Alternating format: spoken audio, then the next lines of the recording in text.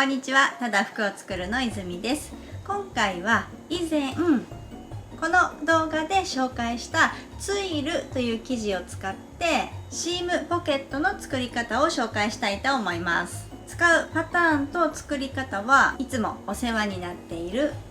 このみんなのパンツの本の中からこの22番のパンツのシームポケットを作っていきたいと思います。私は息子用のサイズで作るのでこの22番のサイズで作るんですけど、本の中には他にもサイズがいくつもあるのでレディースもメンズも作っていけます。ぜひお好きなサイズで挑戦してみてください。ズボンにポケットをつけてみたいなという方や簡単な作り方でシームポケットに挑戦してみたいという方におすすめの内容です。ぜひご覧ください。本題へ入る前に一つだけお知らせです。ただ服を作るでは自分一人で洋裁に挑戦するのは不安だなという方や自分の体に合ったサイズで服を作ってみたいという方のためにメンバーシップただ服の家を用意しています。週に2回ほどライブ配信を行っていて、内容は洋裁の基礎とかパターンの基礎をやったり、私が服を作っていく作業風景を流したりして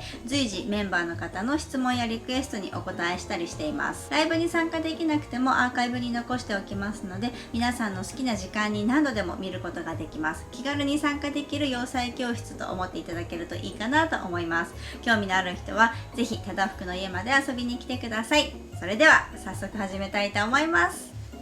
スタート。まずはパーツと縫い代を見ていきたいと思います。前身ごろと後ろ身ごろとこのシームポケット3つのパーツでできています。後ろ身ごろは脇と股ぐりは縫い代1センチ、ウエストと裾はそれぞれの縫い代をつけてあげてください。もし後ろ身ごろにバックポケットをつけたい時にはシームポケットを作る前に後ろ身ごろが1枚の状態で作ってあげた方が作りやすいかなと思うので、もしバックポケットつけたい方は先につけておいてあげてください。で、前身ごろのこのポケット口のここの縫い代がちょっとポイントになります。これが前身ごろのパターンだと思ってください。で、ここが脇でポケット口の合い印が2つあるはずなんですね。で、縫い代の付け方はこのポケット口の1センチ上、ポケット口の1センチ下に軽く印をつけます。で、この軽く印をつけたここより上の部分とここよりも下の部分には1センチで縫い代をつけてあげます。この印と印の間の部分、このポケット口の合い印の下1センチ、上1センチの部分は縫い代が2センチになります。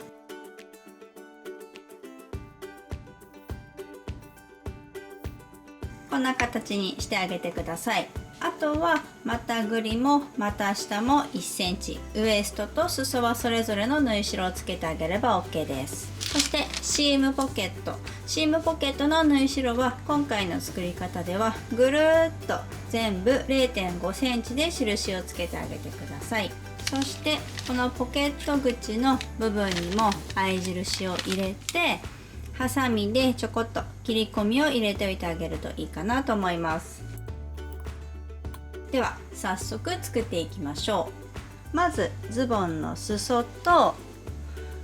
ウエストの縫い代を三つ折りに折っておきます。それが終わったら前身ごろと後ろ身ごろを中表になるようにして身ごろを合わせて脇の部分を揃えます。この時にこんな感じで前の身ごろの縫い代がポケット口のところ1センチ過ぎたところだけ縫い代が2センチになっているので、後ろ身ごろを上にした時にはこんな感じで縫い代が1センチ飛び出る形に揃えてください。ピンでずれないように留めておきます。そしたらミシンでこのウエストの部分から最初のポケット口のところまで縫ってきて、ここで返し縫いをします。一度針を上げて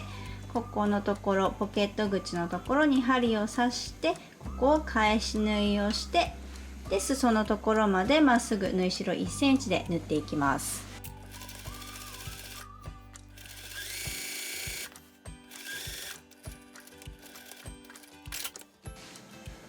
このポケット口のところで一度縫い留めて糸を外します。で、次のポケット口のところに針を刺してください。で、返し縫いをします。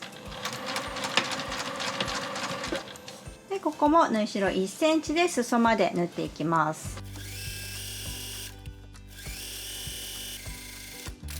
ミシンで縫えたら、今度はポケット口の部分に切り込みを入れます。縫い代が2センチになっているここの部分で前身ごろだけ、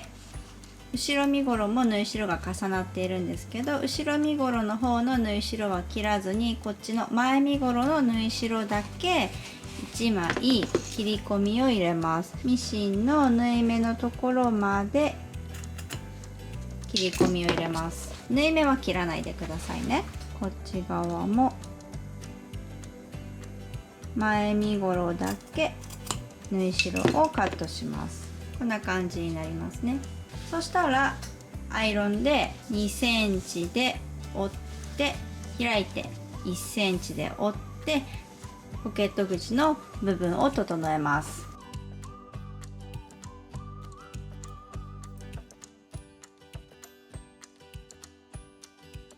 はい、こんな感じでポケット口を整えます。そしたら身ごろを一度開きます。今縫った縫い代を後ろ身ごろの方に倒してアイロンをかけます。で、この時に前身ごろと後ろ身ごろがこうやって生地がたるんで、ここの縫い目のところに生地がゆとりがあると、ここの分まで折り込んでアイロンをかけてしまって、で、表に返した時に変なアイロン線がここについてしまうので、しっかり縫い目のところがピンと張るような感じにして、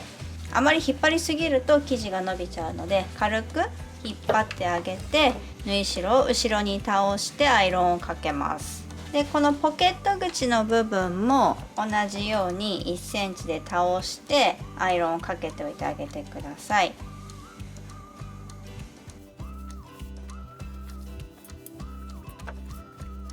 こんな感じで縫い代を後ろに倒したら、この縫い代の部分にロックミシンをかけます。ウエストの縫い代の線を2本目の太い方の縫い代の線で前身ごろの方だけ縫い代を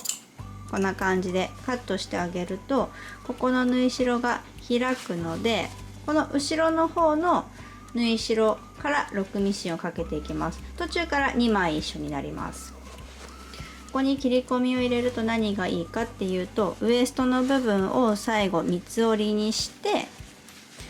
ぐるっと縫う時に、ここの縫い代がちょっと薄くなるんですね。そうするとミシンで縫いやすいですし、ミシンの縫い目も綺麗になりやすいので、是非そうしてみてください。裾も同じです。裾の部分も太い方の線で前の身ごろの方だけ縫い代をカットしてあげて開きます。なので途中までは2枚一緒にロックミシンをかけてるけど、最後は1枚だけになります。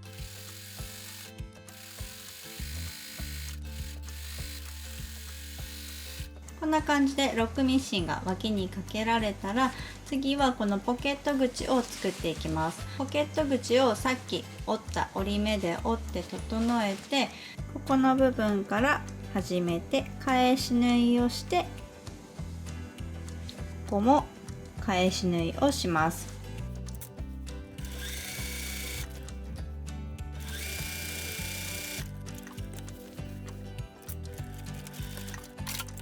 で、表に返すとこんな感じでステッチが入ります。本の作り方ではこの後このポケットの袋布のここのカーブの部分に粗ミシンをしてギュッとギャザーを寄せてカーブの部分を折るっていう風になってるんですけど、一番簡単なのはぐるっと全部ロックミシンをする方が簡単かなと思うので、今回はロックミシンで処理をする方法でやってみたいと思います。こんな感じでぐるっとロックミシンがかけられたら、さっき作ったポケット口のところに袋布を重ねるようにしてのせます。でこのポケット口の位置と袋布のポケット口の合い印、ロックミシンをかけてもこんな感じで切り込みは残るので、ここの合い印を合わせて後ろ身ごろの長い方の縫い代に揃えてピンで留めます。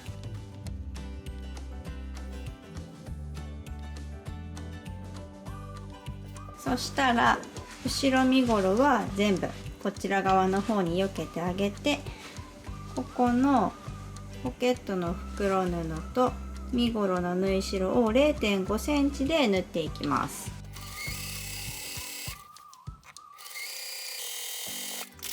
そしたら一度後ろ身ごろの方のポケット口を見てみます。そうすると最初にミシンで縫った縫い目がこのポケット口の空き止まりのところで止まっていて、ポケット口の部分だけ縫い目がなくって、こちら側からミシン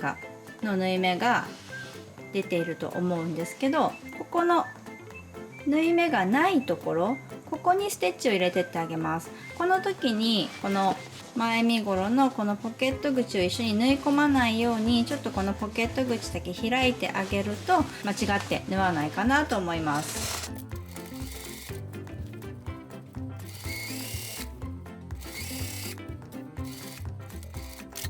でここができたら、あとはポケットの袋布をぐるっとステッチで身ごろと留めていきます。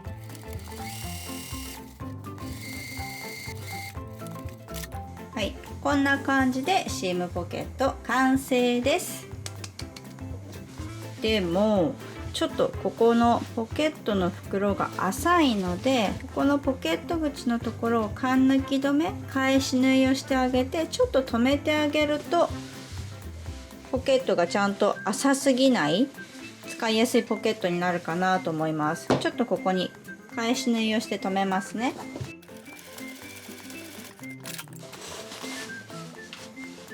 これでちょうどいいかな。アイロンでステッチを整えたら、これでシームポケット完成です。はい、ということで今回はここでおしまいにしたいと思います。最後まで見ていただきありがとうございました。バイバイ。